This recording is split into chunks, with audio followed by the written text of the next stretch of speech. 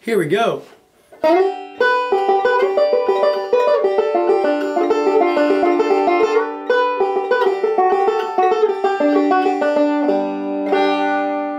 Let's take a look at some more two-finger chords up the neck. Using our 5-2-1 roll, we only have to worry about these two strings, the first and the second. Last episode, if you missed it, we did a C chord like this, a D chord like this, a G chord like this, and an F chord like this. And I wrote it down, but I didn't mention it in the last video, that this chord here, this shape, can be played with either your ring or your pinky. Usually down in this register, I'll go with my pinky. But when you get up here, it might be easier to go with your ring finger. Either way works. Most of the time, which finger you're using depends on the context of the song. Where you're coming from, where you're going to.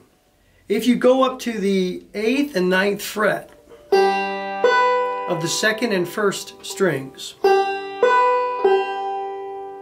you have another partial G chord. Now this is part of the famous triangle. I call it famous. It's not the Bermuda Triangle, it's the Earl Scruggs Triangle. Earl often used this position in addition to this finger coming down on the 3rd string, which we're not going to worry about today, but we might spend a video discussing just this shape sometime.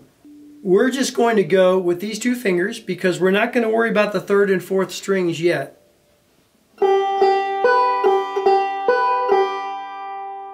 So that's your G chord.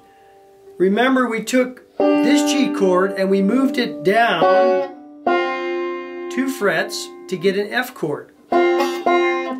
Well, musically speaking, that relationship still holds true. If you have a G here and you move it down 2 frets, you have an F. There's our new F chord.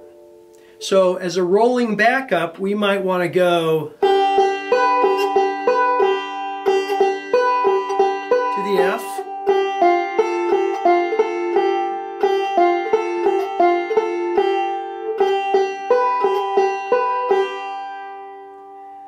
now, if we're using Little Maggie as our example, we need to find a D chord, and there's one right here.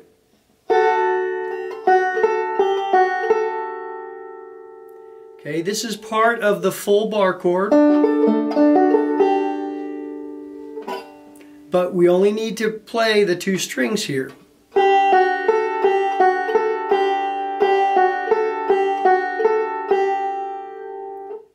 We also have the D here that we were using.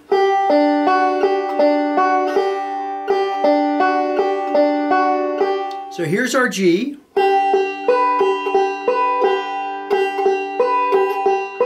Here's our F.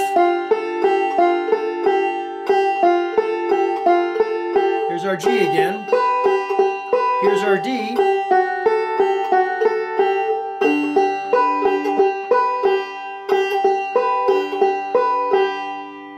I want to talk about efficiency and chord voicing.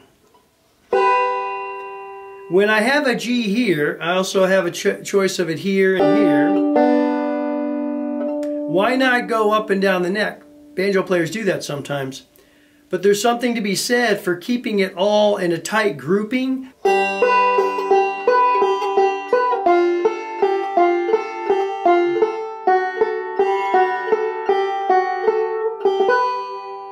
They're all within 3 frets. We could play the whole backup within these 3 frets for Little Maggie. But there are also other chords that are close by if we need them. We're about to get into those. It's important to use your fretboard markers if you have them. Most banjos do.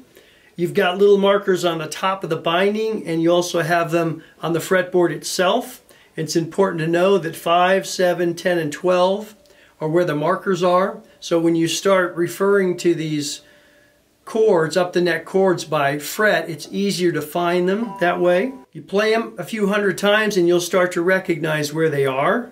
Just by looking down, you'll see that 7th fret marker and you'll just say, okay, the G is right above it on 8 and 9. Let's explore a little bit more.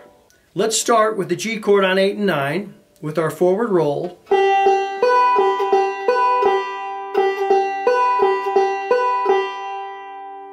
And look how easy it is to get to a C chord from here. This might be the easiest G to C you can find on the whole banjo fingerboard. All you have to do is just slide this first string finger up 1 fret to fret 10.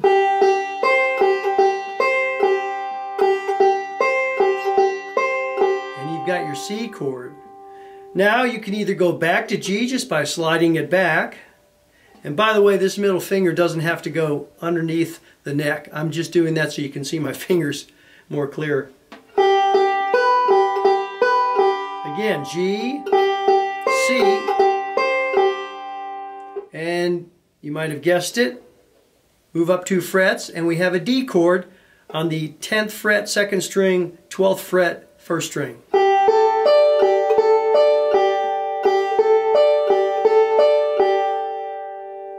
And then back to G.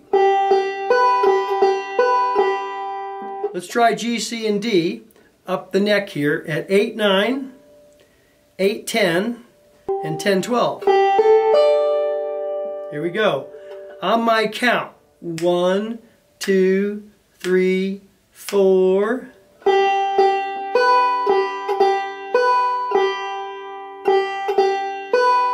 We'll do 2 measures of each. To the C.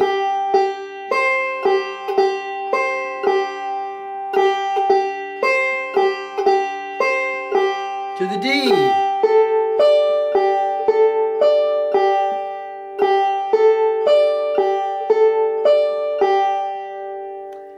Now here, we can move 2 fingers to get back to the G, or we have another anchor finger to get back to the G.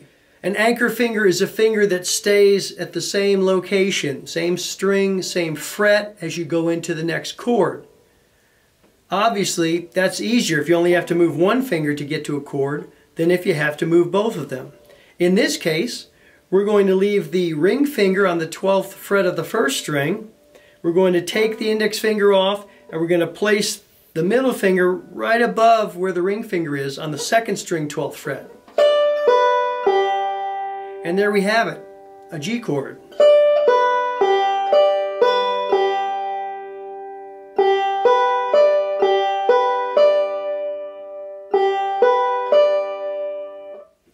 The purpose of this is to give you more variation in your roll pattern, okay? I've had you work real hard on the 5-2-1, 5-2-1-5, 5-3-1, 5-3-1-5, all of these basic forward rolls.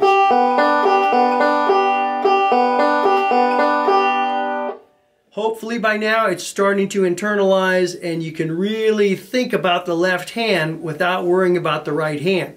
If you still find yourself stopping and starting with the right hand, you may want to continue with the easier chords, still playing songs and having fun with it.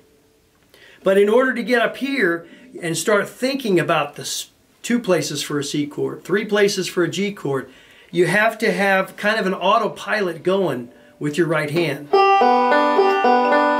that you can think about your left hand and all the new positions that it has to find.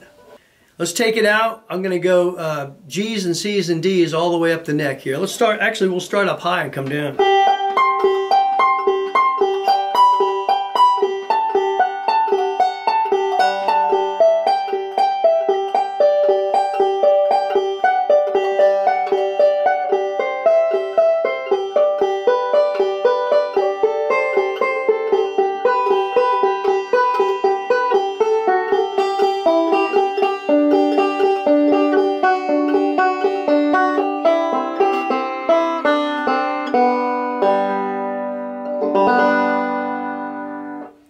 See you in the next video.